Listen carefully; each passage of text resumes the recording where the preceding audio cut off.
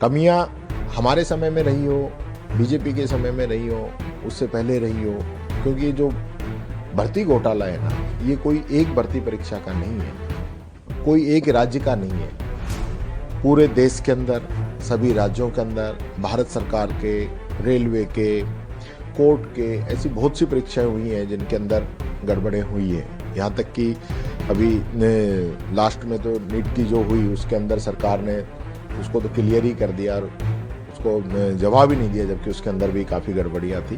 तो ये सारी चीज़ें हैं, इस पे मैं समझता हूँ एक लगाम लगाने की ज़रूरत है, सख्ती से कार्रवाई करने की ज़रूरत है। हमारी सरकार ने कानून बनाया था कि इस पे 10 करोड़ का जुर्माना और आजीवन कारावास, और कोई अधिकारी कर्मचारी अगर इसके अंदर शामिल होता है तो वो नौकरी से बर्खास्त।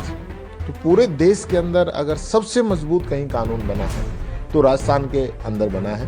ऐसी सरकार की कार्यशैली है, ऐसी विधानसभा अध्यक्ष जी की, दोनों की है। मैं चाहूंगा दोनों ही विपक्ष को साथ लेके चले। निर्णय तो इनको ही करने हैं, हम कोई बजट हमारी मर्जी से थोड़ी बनवा रहे हैं, राजस्थान का रोड मैप हमारी मर्जी से थोड़ी बनवा रहे हैं। लेकिन आपने जो बजट घोषणाएं की है, जो रोड मैप आप बता रहे हो, वो तो उसमें अगर कमियां होंगी तो वो तो हम उजागर करेंगे। राइजिंग राजस्थान हमने थोड़ी कहा था, आपने कहा है राइजिंग राजस्थान में 30 लाख करोड़ के इतने हमारे एमओयू हैं, पर अब वो कहाँ हुए हैं वो तो हम पूछेंगे तो बताना तो पड़ेगा ना। जिस प्रकार से सरकार और विधानसभा अध्यक्ष तानाशाही कर रहे हैं, जो विधानसभा के जो नियम हैं, प्रक्रिया है, उनके अंदर विपक्ष का भी रोल है, कम भले ही हो, लेकिन ये नहीं है कि हमारा कोई रोल ही नहीं है। हमारे द्वारा जो बातें कही जाती हैं, हमारे चाहे कमेटियों की बात हो, कमेटियों के अंदर कमेटी के अध्यक्ष को हटाने का तो अधिकार है स्पीकर के पास, लेकिन उसको बदलने का, वाइस वर्सा करने का अधिकार नहीं है, किसी भी नियम के अंदर नहीं है। आपने बदल दिए, हमने कहा, आपने हमारी नहीं मानी।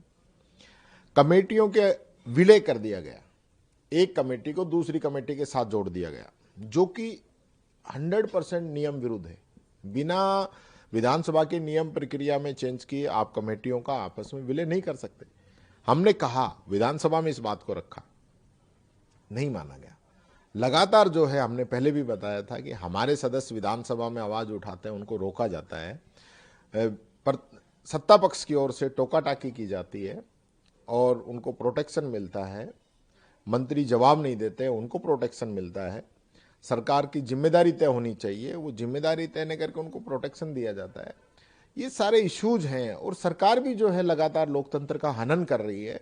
5 साल में चुनाव होने चाहिए, 6 महीने में उपचुनाव होने चाहिए, आप नहीं करा रहे हो। आप जिस प्रकार से रोजाना स्कूलों की बिल्डिंग गिर रही है, बच्चे मर रहे हैं, उस पर आपका ध्यान नहीं है। प्रदेश के हालात जो है, कानून व्यवस्था सब खत्म हो चुकी है, चौपट हो चुकी है। तो ये सारे इश्यूज थे, इस वजह से हमने बाइकाट किया। और मैं समझता हूँ सत्ता पक्ष को सद्बुद्धि आएगी और वो आने वाले समय में हम लोगों का साथ लेंगे। लेकिन लोकतंत्र के अंदर हमें जो ताकत मिली है कि हम जनता की आवाज उठाएं, सरकार को उसका आईना दिखाएं, इन लोगों ने क्या घोषणाएं की थी, क्या पूरी की है, वो बताएं, तो उससे तो ये लोग हमें नहीं रोक सकते, वो तो हम रखेंगे। लेकिन विधानसभा में नियम लगाना, इतने क्वेश्चन लगेंगे, क्वेश्चन ऑनलाइन नहीं होंगे, ये पब्लिक को नहीं दिखाए जाएंगे। मैं समझता हूँ आज तक तो पहले कभी ऐसा नहीं हुआ कि आज जो क्वेश्चन आंसर आ रहे हैं, आप उसको सिर्फ सदस्य तक सीमित कर दिया, उसको ऑनलाइन आप नहीं कर रहे हो, ताकि प्रदेश की जनता तो देख ही नहीं सकती। तो इस प्रकार की जो चीज़ें ये लोग लगातार कर रहे हैं, बाउंडेशन में बांधने की कोशिश कर रहे हैं।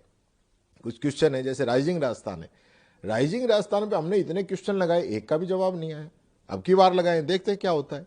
तो ये जो चीज़ें हैं ना, ये होती नहीं है। विधानसभा के अंदर ही ईआरसीपी पे चर्चा हो और ईआरसीपी की आप जो है डीपीआर बताने के लिए मना कर दें, तो इससे बढ़ के क्या हो सकता है। तो ये जो लोग लोकतंत्र का हनन करने में लगे हुए हैं, इसलिए हमारा बाइकाट था। कुल मिलाकर आपका जो कहना है, आप सीधे तौर पर विधानसभा अध्यक्ष वासुदेव देवनानी की कार्यशैली पर सवाल खड़े करते हैं। दोनों की है, ऐसी सरकार की कार्यशैली है, ऐसी विधानसभा अध्यक्ष जी की है, दोनों की है। मैं चाहूंगा दोनों ही विपक्ष को साथ लेके चले। निर्णय तो इनको ही करने हैं, हम कोई बजट हमारी मर्जी से थोड़ी बनवा रहे हैं, राजस्थान का रोड मैप हमारी मर्जी से थोड़ी बनवा रहे हैं। लेकिन आपने जो बजट घोषणाएं की है, जो रोड मैप आप बता रहे हो, वो तो उसमें अगर कमियां होंगी तो वो तो हम उजागर करेंगे। राइजिंग राजस्थान हमने थोड़ी कहा था, आपने कहा है राइजिंग राजस्थान में 30 लाख करोड़ के इतने हमारे एमओयू हैं, पर अब वो कहाँ हुए हैं वो तो हम पूछेंगे तो बताना तो पड़ेगा ना। नेता प्रतिपक्ष ने जिस प्रकार एसआई भर्ती परीक्षा रद्द कर दी थी उसके ऊपर आपकी प्रतिक्रिया तो आ चुकी है सरकार की ओर से, क्योंकि बहुत कुछ अभी क्लियर हुआ नहीं है, आगे अपील होगी नहीं होगी, आपका क्या मत है इस बारे में? देखिए, मैं ये कहना चाहूँगा कि एसआई भर्ती परीक्षा पे काफ़ी आरोप लगे, काफ़ी जो ट्रेनी एसआई है उनको पकड़ा भी गया, मुकदमे भी दर्ज हुए। राजस्थान पुलिस की जो जांच रिपोर्ट थी उसमें कहा गया था कि ये रद्द होनी चाहिए, एसओजी ने भी यही उसको किया था, मंत्रिमंडलीय सब कमेटी ने भी इसके लिए कहा था। लेकिन सरकार का जो जवाब था वो उसके विपरीत था, और अब कोर्ट का निर्णय जो आया है वो सरकार के विपरीत है। निर्णय सरकार को लेना है। मैं ये कहना चाहूँगा कि युवाओं को भ्रमित नहीं करें, युवाओं से बहुत बड़े बड़े वादे किए थे, आज भी सरकार ये निर्णय नहीं कर पाई, कोर्ट ने ही निर्णय किया। कमियां हमारे समय में रही हो, बीजेपी के समय में रही हो, उससे पहले रही हो, क्योंकि ये जो भर्ती घोटाला है ना, ये कोई एक भर्ती परीक्षा का नहीं है, कोई एक राज्य का नहीं है, पूरे देश के अंदर, सभी राज्यों के अंदर, भारत सरकार के, रेलवे के, कोर्ट के, ऐसी बहुत सी परीक्षाएं हुई हैं जिनके अंदर गड़बड़ें हुई हैं। यहाँ तक कि अभी लास्ट में तो नीट की जो हुई उसके अंदर सरकार ने उसको तो क्लियर ही कर दिया और उसको जवाब ही नहीं दिया, जबकि उसके अंदर भी काफ़ी गड़बड़ियाँ थी। तो ये सारी चीज़ें हैं, इस पे मैं समझता हूँ एक लगाम लगाने की ज़रूरत है, सख्ती से कार्रवाई करने की ज़रूरत है। हमारी सरकार ने कानून बनाया था कि इस पे 10 करोड़ का जुर्माना और आजीवन कारावास, और कोई अधिकारी कर्मचारी अगर इसके अंदर शामिल होता है तो वो नौकरी से बर्खास्त। तो पूरे देश के अंदर अगर सबसे मजबूत कहीं कानून बना है तो राजस्थान के अंदर बना है। भारत सरकार ने कानून बनाया है 1 साल से 10 साल की सजा, हमने आजीवन बनाई है। भारत सरकार ने 1 लाख से 10 लाख का जुर्माना किया है, हमने 10 करोड़ का किया है। तो उससे भी लगभग 10 गुना मजबूत कानून हमने बनाए हैं। मैं समझता हूँ भविष्य में इस प्रकार की जो है भर्ती के अंदर रोक लगनी चाहिए, जो गड़बड़ियां हो रही है, और बड़े पैमाने पर, व्यापक पैमाने पर इसके अंदर भारत सरकार को भी कदम उठाने चाहिए ताकि युवाओं का भविष्य खराब नहीं हो सके। इस पूरे मामले में हनुमान बेनीवाल और किरोड़ीलाल मीणा जो कि सरकार के मंत्री है, उनके बीच जुबानी जंग चल रही है, वो आपने सुनी भी होगी। उसमें कई बड़ी चीजों को लेकर आरोप लगाए गए थे, चाहे राज्यसभा की बात की जाए या पेपर लीक होने की बात की जाए। अभी मैंने सुनी नहीं है। अच्छा, सुनने का इंतजार है आपको। हाँ।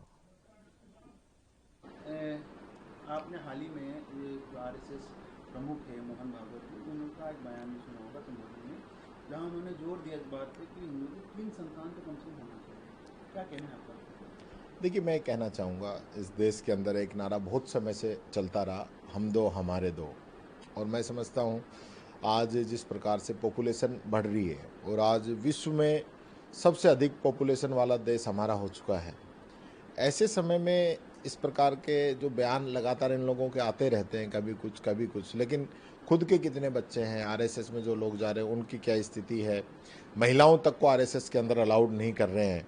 तो ये खुद ही समानता लोग नहीं चाहते हैं, और मैं ये कहना चाहूँगा कि ये समय समय पर आरएसएस इस प्रकार के बयान देती रहती है, जो कि देश के जो सांप्रदायिक सौहार्द है या जो देश की तरक्की है, जिसमें सब लोगों को आगे बढ़ना चाहिए, तो ऐसी स्थिति होनी चाहिए कि मैं समझता हूँ हम दो हमारे दो का जो नारा है वो अच्छा था, और वो ही रहना चाहिए।